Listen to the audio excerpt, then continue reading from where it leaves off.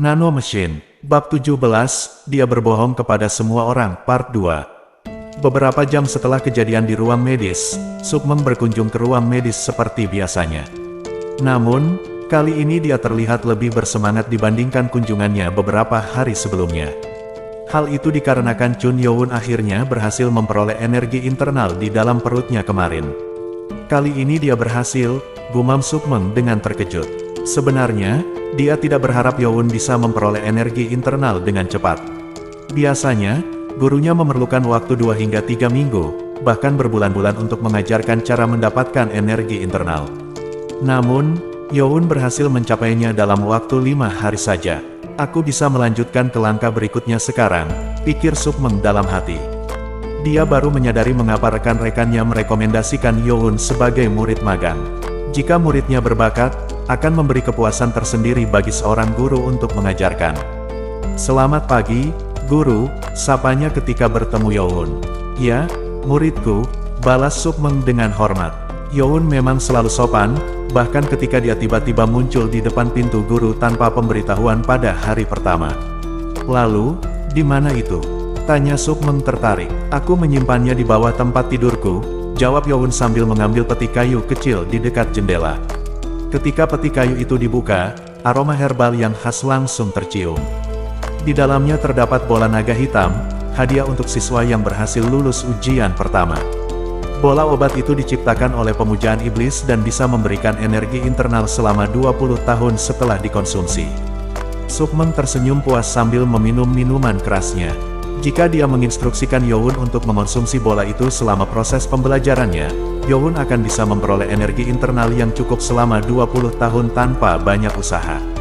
Setidaknya itu akan membuatnya memulai dari garis awal, pikir Sukmeng dalam hati. Jika hal itu terjadi, itu akan menjadi prestasi besar baginya. Tapi siapa anak itu? Tanyanya tiba-tiba. Oh, jawab Youn. Sukmeng mengarahkan pandangannya ke tempat tidur yang tersembunyi di tengah ruangan dan menunjuknya dengan jari. Tak pernah ia mendengar suara napas orang lain sejak mulai datang ke tempat itu. Napas si anak botak terdengar dangkal, seakan ia sudah dipukul dengan titik darah. Tak lama kemudian, Sukmeng bangkit dari duduknya dan menarik tirai untuk mengintip ke dalam. Si anak botak terbaring dengan perban linen meliliti tubuhnya.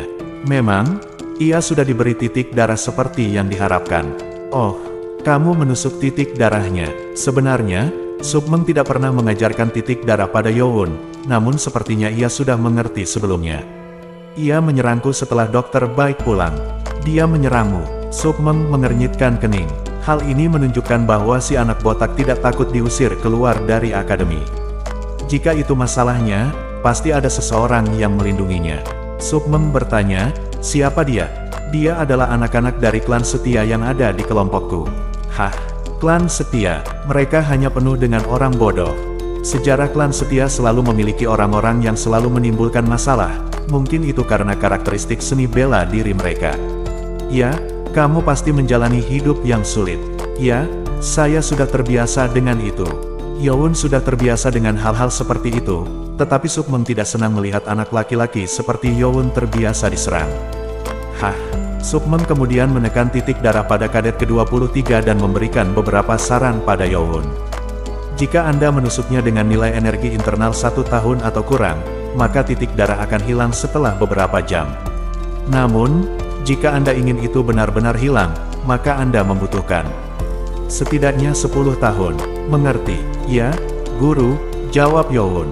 Saat Sukmeng bekerja pada titik darah, Youn tak perlu khawatir tentang kadet ke-23 yang bangun. Tak seorang pun akan mengetahui bahwa ia diajar oleh Guardian Sukmeng kanan. Keluar bolanya dan makanlah. Aku harus menelannya. Tidak, kau harus mengunyahnya terlebih dahulu sehingga bisa menyerap seluruh energinya. Jika tidak ada nasihat dari Sukmeng, Youn hanya akan memperoleh setengah dari energinya. Beruntunglah dia memiliki Sukmeng. Saat dia mengunyah bola itu, rasa pahit memenuhi mulutnya dan membuatnya merasa jijik. Setelah hampir tidak mengunyahnya dan menelannya, Youn duduk di lantai dengan kaki bersilang. Jika kamu mulai menggunakan pernafasan 1000 bela diri, aku akan membantumu menyerap energi dari bola naga hitam dengan lebih baik. Dimengerti. Terima kasih. Sekarang mulailah. Chun Youn mulai bernafas menggunakan keterampilannya, dan Sukmeng meletakkan kedua tangannya di punggung Youn untuk menekan energi internal ke dalam tubuhnya. Ketika bola mulai menyebar di tubuh Youn, suara Nano terdengar. Zat yang membantu aktivasi energi yang kuat telah dikonsumsi. Ini mereproduksi dengan bereaksi terhadap energi yang mengalir dalam 14 vena pengguna. Apakah kamu akan menerima penyerapannya dengan mempercepat siklus tubuhmu? Youn tidak sepenuhnya memahami apa yang dikatakan Nano, tapi sepertinya akan membantu menyerap bola, jadi dia memberikan jawaban singkat. Iya, mengaktifkan. Dengan itu, mesin Nano di dalam tubuhnya dengan cepat mulai mengaktifkan fungsi dan siklus tubuhnya untuk menyerap bola. Wah, Youn merasakan energi panas di bawah perutnya. Beruntunglah bagi Youn karena Sukmeng membantu dari luar dan mesin Nano membantunya dari dalam. Dia mungkin hanya bisa menyerap 70% energi dari bola sebelumnya, tetapi sekarang dia bisa menyerap 100% dari itu. Tubuh Youn mulai berkeringat. Apakah dia dilahirkan dengan tubuh dewa perang? Sukmeng sangat terkejut. Jika ini berhasil, Youn akan menyerap seluruh energi. Sukmeng memfokuskan diri agar tidak ada yang sia-sia dan 2 jam berlalu. Selesai juga. Sukmeng menyeka keringat di dahinya dan meminum seluruh botol air. Tidak seperti sebelumnya, Youn berhasil menyerap seluruh energi dari Black Dragon Ball. Kerja bagus. Ini semua berkat bantuanmu, Guru. Dan terima kasih, Nano. Saya diprogram untuk membantu Anda dengan cara terbaik yang saya bisa, Guru. Youn sekarang merasakan energi berat di perutnya, membuktikan bahwa ia berhasil menyerap energi. Yah, kamu beruntung. Kamu memperoleh energi internal selama 30 tahun. 30. Ya, itu perkiraan kasar. Murid-murid lain hampir tidak akan dapat memperoleh setengah energi dari bola karena mereka akan menyerapnya sendiri. Oh, terima kasih Guru. Youn membungkuk sekali lagi. Seperti yang dikatakan Sukmeng, hanya ahli waris dari 6 klan atau beberapa anggota dari klan berperingkat tinggi yang dapat memperoleh energi internal selama 20 tahun atau lebih. Sebagian besar hampir tidak akan menerima energi internal senilai 10 tahun. Oh, lihat waktunya. Sukmeng kemudian melihat matahari terbit di luar jendela dan bangun. Saat dia berjalan keluar, Youn memanggilnya. Guru, ada apa? Bisakah kamu mengajariku formasi keterampilan pedangmu? Tentu saja, kamu hanya punya sedikit waktu, jadi bersiaplah. Itulah yang direncanakan Sukmeng sejak awal, namun dia senang mendengarnya langsung dari Youn. Sukmeng kemudian keluar dari tempat itu dan sebelum Baek Jongmeng tiba, Youn membangunkan kadet ke-23. Meski takut, kadet tersebut tidak bisa mengatakan apa-apa kepada Youn. Ketika Baek Jongmeng melihat kadet ke-23 yang botak, dia tertawa terbahak-bahak. Hahaha, kadet ke-23 harus menahan amarahnya. Dia tidak berani bertindak karena khawatir Youn tidak menyukainya. Mohon maaf, kata Jongmeng sambil meminta maaf karena tertawa dan menutupi tempat tidur dengan tirai. Dia merasa ada sesuatu yang terjadi semalam karena kadet tersebut bahkan tidak berbicara saat dia tertawa, namun Jongmeng tidak menyinggung hal itu. Sebagai dokter di akademi, dia tidak bisa bertanya terlalu banyak. Di tempat latihan untuk latihan pagi, Chun Mukem berdiri dengan ceria dan senyum di wajahnya. Berkat rencana Jahyun yang mengirim kadet ke-23 ke rumah sakit, masalah tersebut mungkin teratasi. Berkat itu, para kadet dari kelompok ke-8 dapat menikmati malam yang tenang setidaknya selama 2 hari. Pagi yang luar biasa, ucap Chun Mukem. Nano Machine, bab 18, dia berbohong kepada semua orang, part 3. 2 hari telah berlalu. Saat makan malam setelah latihan sore, akhirnya kadet ke-23 yang ditunggu-tunggu, Chun Mukem, kembali. Kepalanya dibalut dengan beberapa kain kecil, dan wajahnya terlihat kusut. Jika dia tidak mau datang kepada kita akan mengirim seseorang kepadanya, rencana Jahyun. Oleh karena itu, kadet ke-23 dikirim ke ruang medis. Kadet ke-23 adalah anggota klan yang lemah di dalam Demonic Cult. Mukem berjanji untuk membantu keluarganya jika kadet ke-23 berhasil. Mengejutkan, mengapa kamu tidak diusir? Tanya Mukem dengan dingin. Kadet ke-23 berlutut dan menjawab dengan hati-hati. Saya mencoba memotong otot kakinya, tetapi kerusakan internalnya sangat buruk sehingga dokter harus tinggal di ruang medis untuk menjaganya. Bukankah dia harus tidur? Jangan bilang kamu tidak punya waktu untuk melakukannya. Aku mencoba bangun di tengah malam untuk melakukannya, tetapi dokter selalu bangun setiap kali aku bergerak.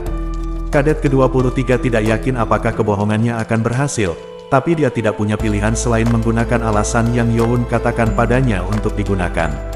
Kamu bahkan tidak bisa menipu dokter, tanya Mukem sambil menendang perut kadet ke-23 dan menjatuhkannya kembali. Dasar idiot, kamu bahkan tidak bisa melakukan itu kan? Teriak Mukem sambil terus menendangnya. Namun, Jahyun menghentikan Mukem. Pangeran, berhenti. Apa yang kamu inginkan? Tanya Mukem. Apakah kamu tahu nama dokter? Tanya Jahyun pada kadet ke-23 yang terengah-engah. Ini, baik Jongmeng. Baik Jongmeng. Baik, kata Jahyun dengan penuh makna. Dia telah belajar dan mempelajari banyak hal tentang pemujaan iblis untuk lebih membantu Chun Mukem. Apakah kamu mengenalnya? Tanya Mukem. Dia pasti magang dari dokter iblis Baik Jongwoo, jawab Jahyun. Benarkah? Tanya Mukem. Ketika Mukem melihat kadet ke-23 melepaskan kain di kepalanya dan menunjukkan kepalanya yang botak, dia menjadi terkejut dan berhenti menendangnya. Baik Jongwoo adalah anggota klan racun yang tertarik pada keterampilan medis dan menjadi dokter bagi Tuhan sendiri. Dia adalah seorang dokter, tetapi dia juga seorang prajurit dalam peringkat 30 teratas dari kultus iblis. Mungkin dia magang dari dokter setan dan telah belajar seni bela diri, duga Mukem, tetapi dia tidak tahu pasti. Kadet ke-23 sendiri merasa kesal dan berpikir, tunjukkan padaku ketika dia kembali.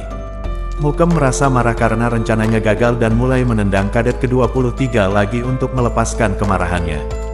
Namun, kadet ke-23 berpikir bahwa Mukem dan Jahyun akan merasakan betapa berbahayanya Chun Youn itu. Meskipun hanya 3 hari, kadet ke-23 telah menyaksikan sifat sejati Chun Youn. Dia bukan hanya seorang pangeran bodoh yang tidak tahu apa-apa. Sementara itu, Mukem melihat kain di kepalanya dan bertanya, ada apa dengan kain ini di atas kepalamu? Kadet ke-23 melepas kain dan menunjukkan kepalanya yang botak. Mukem menjadi tersenyum sinis dan menendangnya lagi, tetapi kali ini jauh lebih lemah. Kadet ke-23 berteriak pada dirinya sendiri, Mukem, Youn, pergilah ke neraka, kalian semua. Kelompok ke-8 kembali terjerat dalam kekacauan. 7 hari sudah berlalu dan hari kedatangan Chun Youn ke kelompok semakin dekat. Pada pagi harinya, wali kanan Sukmeng datang ke ruang medis seperti biasa, namun kali ini tangan kanannya memegang pedang di sarung kulit sapi. Kamu di sini, guru, sapa Chun Youn. Sukmeng mengungkapkan ekspresi keinginan untuk terus mengajar Youn, namun karena peraturan akademi, mereka harus mengikuti jadwal. Apa yang ingin kamu ajarkan padaku hari ini, guru? Tanya Chun Youn. Ini hadiah saya untukmu, kata Sukmeng sambil memberikan sebuah pedang kecil ke Chun Youn. Pedang itu terasa ringan dan Chun Youn merasa penasaran. Bukankah ini ringan? Ujarnya. Iya, blade tarian cahaya dari keluarga kami sebenarnya setengah dari berat pedang biasa, jelas Sukmeng. Apakah itu karena skill pisau yang kamu gunakan? Iya, kamu memang sangat cerdas, pujinya. Butterfly Blade Dance adalah skill pisau yang membutuhkan bilah ringan dan memungkinkan Sukmeng untuk meluncurkan serangan cepat dan cepat yang terlihat seperti kupu-kupu yang terbang dari berbagai arah. Tapi jangan salah, pedang ini bukan berarti lemah. Berikan kembali padaku, kata Sukmeng. Chun Youn memberikan kembali pedang itu ke Sukmeng dengan rasa kagum. Dia merasa terinspirasi untuk mempelajari lebih banyak tentang keterampilan pedang dari Sukmeng dan ingin menjadi seorang ahli seni bela diri yang tangguh. Youn memberikan pisau kepada Sukmeng dan ia mengayunkannya di sudut tempat tidur. Gerakan sederhana itu membuat serangan tajam memotong sepotong kayu dari sudut tempat tidur. Youn mengambil potongan kayu itu dan meletakkannya di sudut tempat tidur. Seharusnya Youn menghentikan Sukmeng dari melakukan itu. Baiklah, Baik Jongmeng senang dengan kamarnya yang bersih dan rapi, dan mungkin tidak ingin melihat ranjangnya menjadi rusak. Petik 2. Itu tajam, ya? Itulah mengapa itu adalah pisau yang berharga. Sukmeng tidak memberikan banyak detail, tetapi pedangnya adalah salah satu bilah yang paling terkenal di dalam kultus iblis. Ayo kita bahas tentang apa yang telah kamu pelajari. Baik, Youn telah mempelajari langkah-langkah dasar dan formasi. Dia cepat dalam melangkah dan melakukan gerakan dengan sempurna. Dia jenius. Sukmeng terkejut. Dia hanya menunjukkan beberapa kali dan memperbaiki bentuk Youn, tetapi dengan kecepatan ini, tidak ada masalah bagi Youn untuk menyerap semuanya sekaligus. Sebenarnya, Youn telah mendapatkan formulir dengan sempurna saat Nano memindai dan menghafal gerakan Sukmeng. Tapi saya tidak bisa terlalu sempurna sejak awal. Itulah sebabnya Youn menganggapnya lambat. Sekarang, kita ke formasi. Tarian pisau kupu-kupu terdiri dari 24 bentuk. Ada 3 subformulir kecil dalam setiap formulir, tetapi Youn hanya belajar tentang subformulir sampai sekarang. Oh, Sukmeng menghela nafas. Dengan bakat seperti itu, dia akan mengajarinya bentuk-bentuk dasar jika dia memiliki setidaknya 1 bulan. Sayang sekali dia tidak bisa mengajarinya lebih jauh dari itu. Baik, kamu telah belajar dengan baik. Terima kasih guru. Sukmeng memuji Youn sebelum mengambil selembar kertas yang kusut. Meskipun tulisannya buruk, kertas itu penuh dengan informasi dasar tentang tarian pisau kupu-kupu dan bagaimana menggunakan energi internal yang terhubung dengannya. Aku ingin mengajarmu dengan cermat, tapi waktu kita terbatas. Aku yakin kamu bisa menguasainya sendiri. Aku akan memeriksamu nanti ketika kita bertemu lagi, jadi jangan malas, ujar Sukmeng. Terima kasih, guru, balas Youn, tersentuh oleh perhatian gurunya. Baiklah, sekarang aku akan menunjukkan apa yang ingin kamu lihat. Mundur, perintah Sukmeng. Youn mundur sambil melihat Sukmeng menyiapkan pedangnya. Youn belum pernah melihat Sukmeng menggunakan pedangnya sebelumnya. Sukmeng menjadi serius karena akan menggunakan inti dari keterampilan pedangnya. Youn kemudian berbicara dalam hatinya. Nano, siapkan untuk memindai dia. Lakukan pemindaian pada target yang ditentukan, Sukmeng. Nano Machine, Bab 19, Anda membawanya sendiri, Part 1. Langit mulai cerah dan kabut tebal turun di tempat latihan. Satu orang melintasi tanah dengan keterampilan berlari yang luar biasa, itu adalah Sukmeng si pemotong gila. Dia baru saja melarikan diri dari gedung utama setelah keluar dari ruang medis.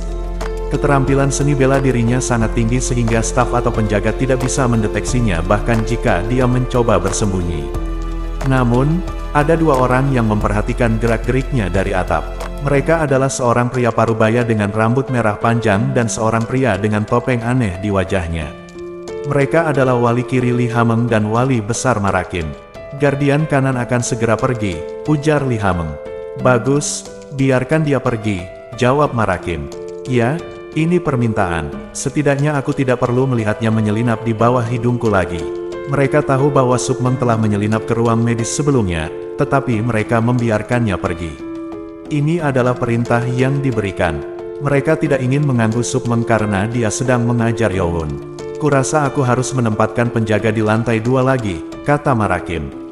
Lantai 2 harus dijaga longgar agar Sukmeng bisa dengan bebas masuk dan melatih Youn, kata Li Hameng. Marakim mencoba pergi dan Li Hameng bertanya, kenapa dia begitu peduli pada pangeran ketujuh. Mengizinkan Sukmeng untuk mengajar Youn berarti bahwa Li Hameng telah melanggar peraturan akademi sendiri ketika ia masih menjabat sebagai ketua.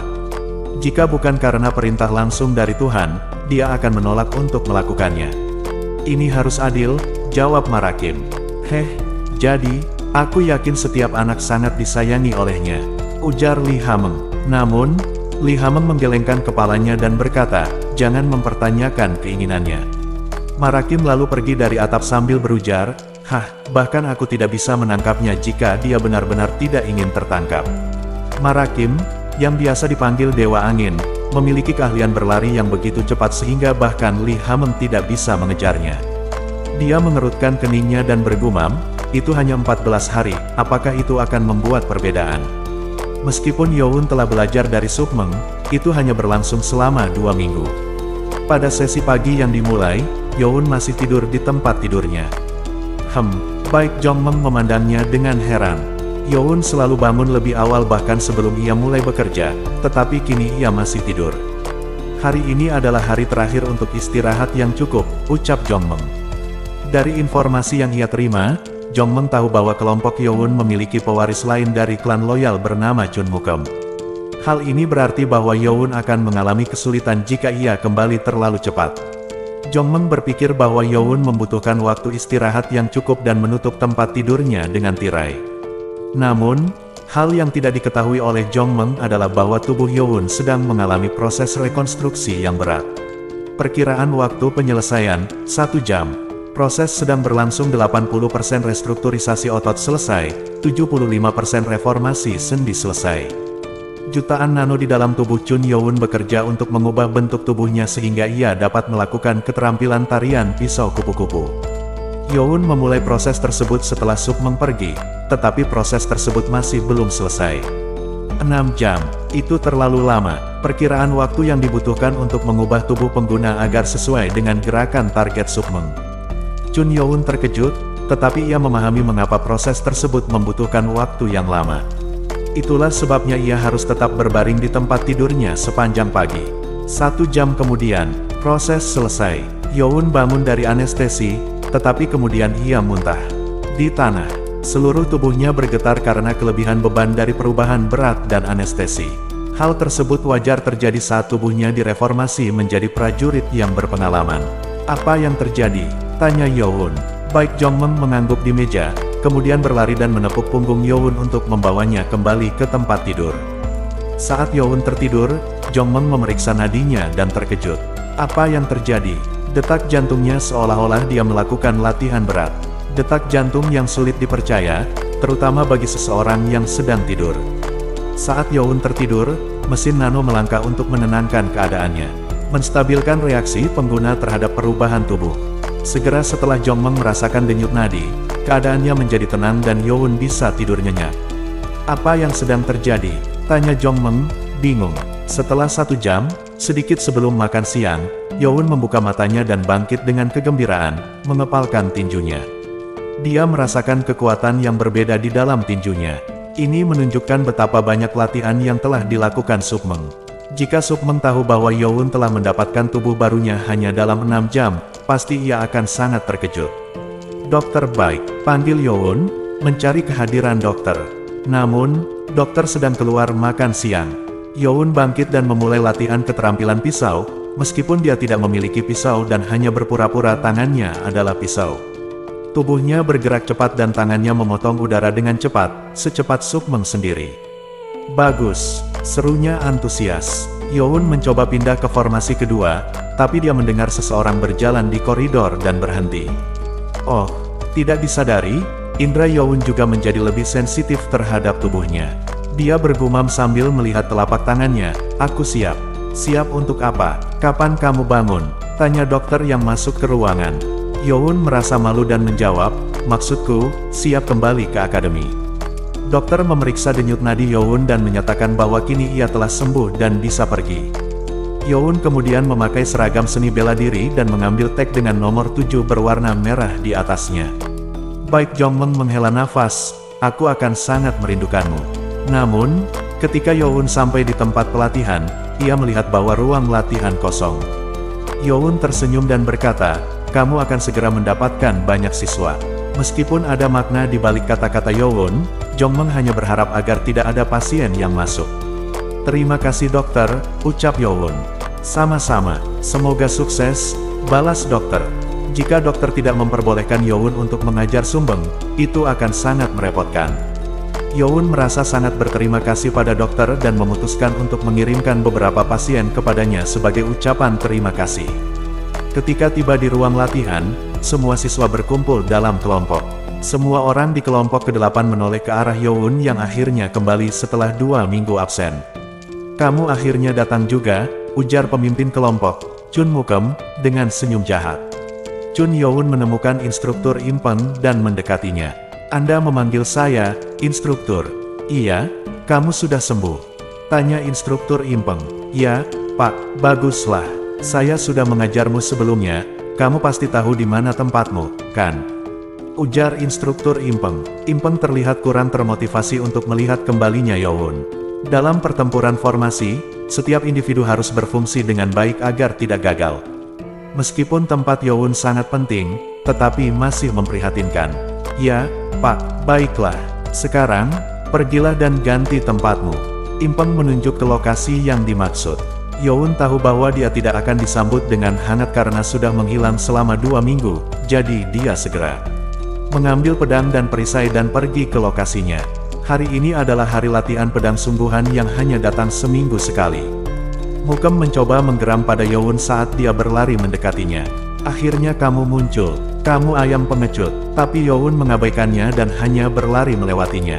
Mukem menjadi tercengang, karena ada sesuatu yang berbeda dengan Youn. Youn tampaknya tidak takut sama sekali. Apa ini? Penampilannya? Tidak, sebaliknya, mata Youn memberitahu Mukem untuk menantangnya untuk berkelahi. Nano Machine, Bab 20, Anda membawanya sendiri, Part 2. Mari kita mulai. Jaga jarak kalian.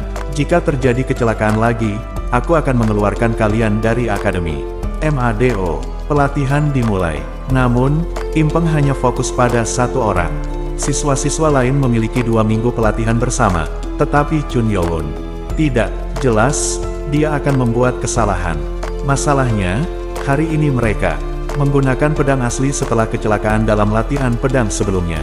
Membuat Impeng gugup. Kenapa aku terjebak dengannya? Gerutu Impeng. Tidak ada yang ingin mengambil Chun Youn karena dia dibawa ke ruang medis, lalu Impeng menawarkan untuk mengambil lotre. Sayangnya, dia akhirnya membawa bocah itu ke dalam kelompoknya. Tolong jangan membuat kesalahan. Lagi pula, kamu tidak punya banyak pekerjaan, ujar Impeng.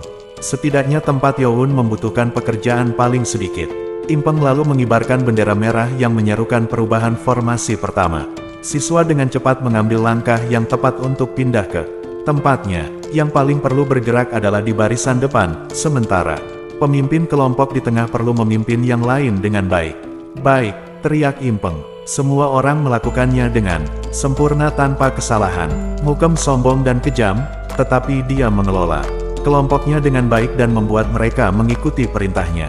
Dan untuk Chun Youn, dia baik-baik saja. Berbeda dengan siswa lain, yang mengalami kesulitan mengikuti formasi pada awalnya, Chun Youn mengikuti dengan cukup baik. Apakah dia meniru yang lain? Pikir Impeng, lalu baru menyadari bahwa Youn meniru yang lain dengan baik. Masalah dengan formasi ini adalah bahwa siswa harus mempertahankan formasi tanpa bergerak. Simpan formasi. Siswa harus mengangkat pedang dan perisai mereka dan berdiri diam selama beberapa waktu. Ini membutuhkan kekuatan otot. Semua orang berpegangan, tetapi lengan siswa yang lebih lemah mulai bergetar.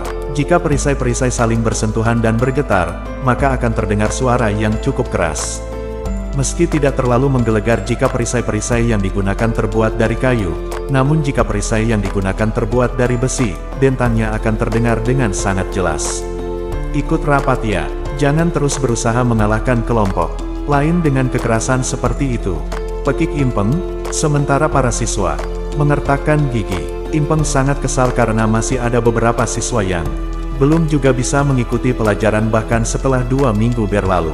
Chun Youn, yang dikenal karena kekurangan energi internal, mungkin akan sulit bertahan. Impeng menoleh ke arah Youn. Kenapa dia masih saja mampu bertahan dengan baik seperti itu?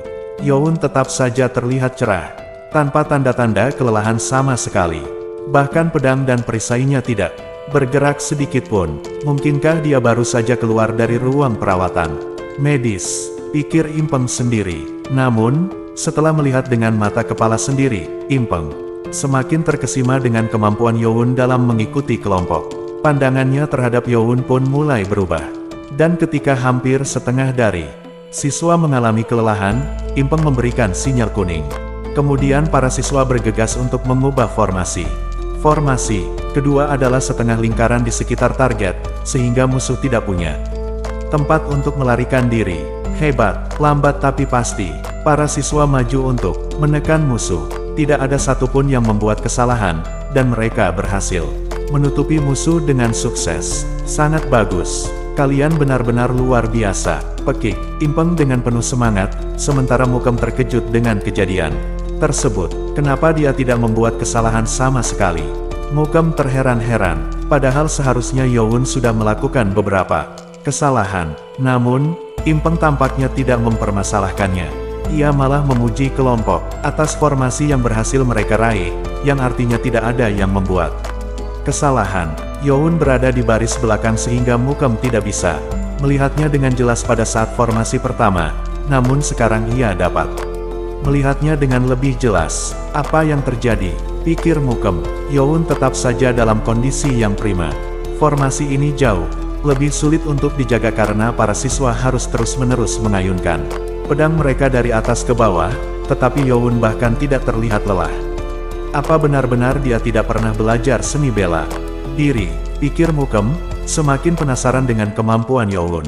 Jahyun berdiri dekat dengan Youn, namun lengan kanannya gemetar.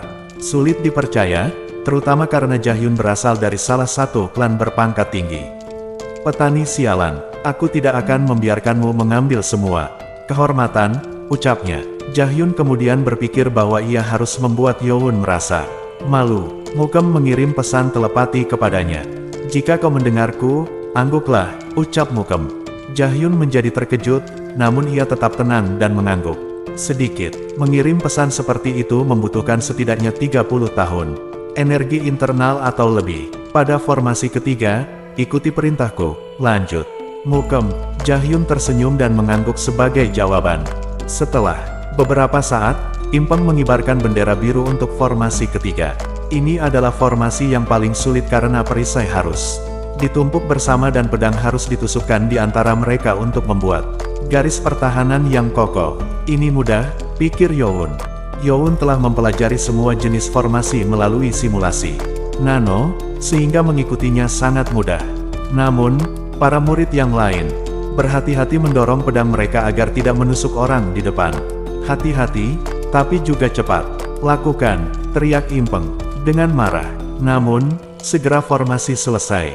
Chun Youn berada di tengah perisai, tetapi siswa yang harus meletakkan pedang dari belakang adalah Jahyun. Yang tersisa untuk mereka lakukan sekarang adalah memegang posisi mereka.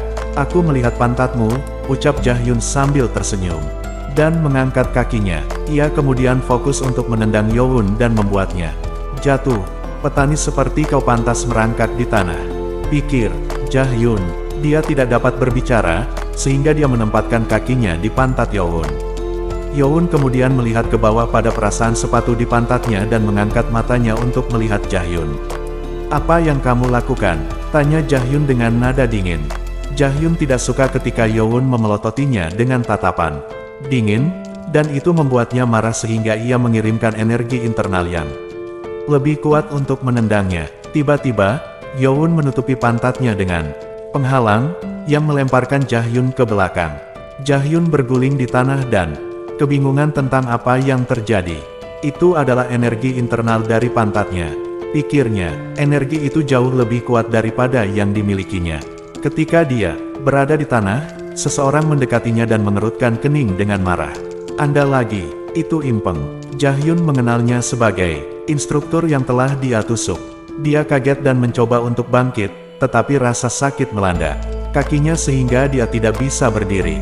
Jahyun nyaris tidak bisa berdiri dan melihat Chun Youn tersenyum di belakang Impeng. Dia merasa marah, tetapi Impeng semakin marah dan mengambil tongkat hitam di pinggangnya. Menggigit bibirmu, apakah Anda marah pada instruktur Anda? Sekarang, tanya Impeng dengan tajam. Tidak, bukan itu, aku hanya, pantatnya, kata Jahyun dengan kesal. Pantat, kamu pasti sudah gila, seru Impeng. Tiba-tiba, Impeng mengayunkan tongkatnya dan memukul Jahyun di perutnya. Jahyun meraih perutnya dan jatuh ke tanah. Impeng berkata, kamu akan kehilangan waktu luangmu selama 3 hari. Selama waktu itu, kamu akan mendapat pelatihan khusus dari saya secara pribadi. Tidak, instruktur, kata Jahyun dengan putus asa. Jahyun mencoba menjelaskan, tetapi Impeng mengayunkan tongkatnya lagi. Jahyun dengan cepat berkata, Mado. Siswa dari kelompok ke-8 tersenyum. Mereka senang melihat Jahyun dihukum karena Jahyun telah melakukan beberapa hal buruk pada kelompok itu. Kemudian, mereka mendengar seseorang menggertakkan gigi. Chun Mukem sangat marah karena rencananya telah gagal. Chun Youn, pikirnya dengan marah. Bersambung.